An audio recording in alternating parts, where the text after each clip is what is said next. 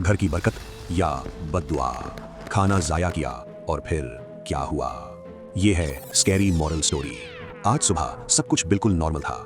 घर के किचन में हल्की सी धूप आ रही थी और एक लड़की आराम से सब्जियां काट रही थी। हर चीज इतनी पुरसुकून थी जैसे ये एक परफेक्ट दिन हो। लेकिन कभी कभी सबसे ज्यादा सुकून भरे लम्हों में ही कुछ अजीब शुरू होता है। जब वो लड़की अपना काम कर रही थी, अचानक उसे हल्की सी आवाज सुनाई दी, टिक टिक। उसने मुड़कर देखा, लेकिन किचन में कोई नहीं था। उसने इग्नोर कर दिया, मगर फिर स्टोव पर रखी केटल अपने आप हल्की सी हिलने लगी।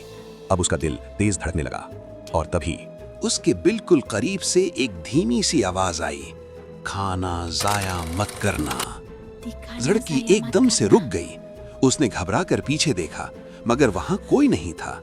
अब उसे डर महसूस होने लगा था। वो धीरे धीरे पीछे हटी और उसकी नजर सामने लगे छोटे से आईने पर पड़ी। आईने में उसका रिफ्लेक्शन था, लेकिन वो मुस्कुरा नहीं रहा था और उसके पीछे एक धुंधली सी परछाई खड़ी थी। लड़की की सांसें रुक गईं। वो जोर से चीखी, अम्मी! उसकी आवाज सुनकर उसकी अम्मी फौरन किचन में आ गईं। लड़की ने सब कुछ बता दिया, आवाज, केटल और वो परछाई। अम्मी कुछ देर खामोश रहीं, फिर उन्होंने एक पुरानी किताब निकाली।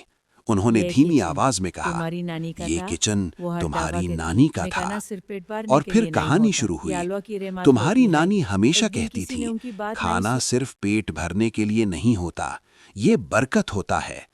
एक दिन किसी ने उनकी बात नहीं सुनी और उस दिन के बाद इस घर में अजीब आवाजें आनी शुरू हो गईं। चीजें हिलने लगीं और लोगों को महसूस होने लगा कि कोई देख रहा है।